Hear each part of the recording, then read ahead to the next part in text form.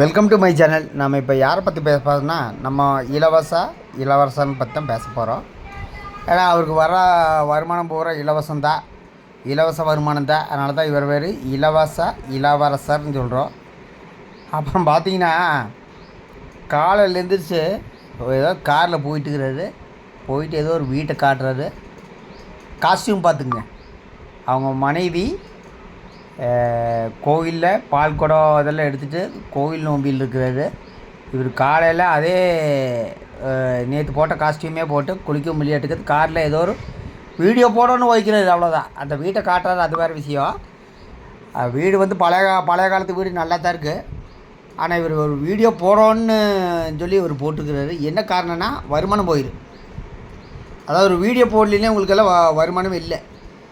Video வந்து ஒரு நாளைக்கு வந்து 4-5 வீடியோ போடலின்னா இவங்களுக்கு வருமானம் இல்லை. என்ன காரணம்னா இதில் தாங்க வருமானம். நம்ம எல்லாம் வேலைக்கு போய் சம்பாதிப்போம், இல்லை பிஸ்னஸ் பண்ணி சம்பாதிப்போம், இல்லை மூட்டை தூக்கி சம்பாதிப்போம். ஆனால் இவங்களுக்கு வலைதளத்தில் வீடியோ போடலின்னா வருமானம் கிடையாது. நாளைக்கு நம்மளை பேசுவாங்க, அவங்கள பற்றி பேசி நீயும் வந்து வியூஸ் வாங்குறீ அப்படின்னு கேட்டால் நான் தான் சொல்கிறேன் இல்லைங்க, 1 மாதத்துக்கு நான் வீடியோ போடாமல் இருக்கிறேன், இவங்களும் வீடியோ போடாமல் இருக்க சொல்லுங்கள்.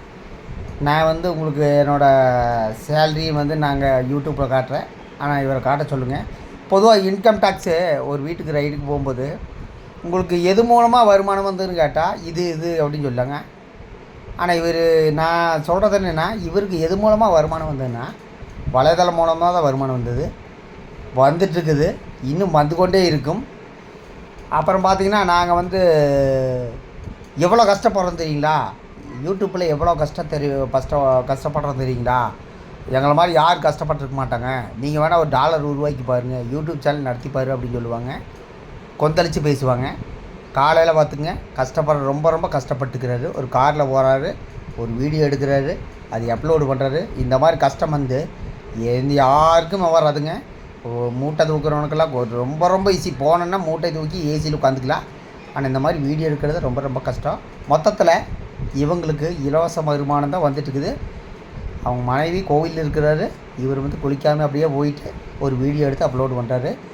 அதாவது சுய அறிவு இல்லாத மக்கள் வந்து என்றைக்குமே திருந்த மாட்டாங்க. என்ன காரணம்னா அது இவங்களுக்கெல்லாம் அறிவு இருந்தால் இந்த மாதிரி சேனலில் பார்க்க மாட்டாங்க. என்ன காரணம்னா சிந்தூர் தாக்குதல், அதாவது நம்ம இந்தியா இராணுவ படம் வந்து சிந்தூர் பாகிஸ்தான் தீவிரவாத முகாமை அழிச்சிருக்கிறாங்க. அதுக்காக பாரத பிரதமருக்கு என்னோடய சல்யூட்டு. அந்த மாதிரி வீடியோவெல்லாம் பார்க்கவே மாட்டாங்க. அதாவது இந்த மாதிரி சோம்பேறிகள் உருவாக்கி வச்சுட்டு எப்படி போய் அடுத்த வீடியோ போய் பார்ப்பாங்க. மொத்தத்தில் மக்கள் மூலமாக இவருக்கு இலவச வருமானம் கொட்டிகிட்டு இருக்குது. அதனால தான் இவரை இளவரசன் நான் சொல்கிறேன். மொத்தத்தில் மனைவி கோயிலுக்கு போயிட்டுருக்குற அதை பற்றியெல்லாம் கவலையே இல்லை. நாம் போய் கண்டபடியே சுற்றி ஏதோ ஒரு வீடியோ போடலாம்.